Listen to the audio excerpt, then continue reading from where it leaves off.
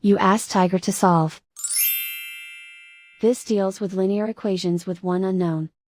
The final result is x equals -1. Let's solve it step by step. Simplify the expression. Expand the parentheses. Simplify the arithmetic. Group all constants on the right side of the equation.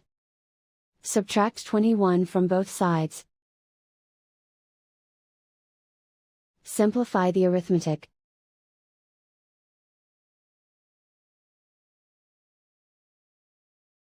Isolate the x. Divide both sides by 3. Simplify the fraction.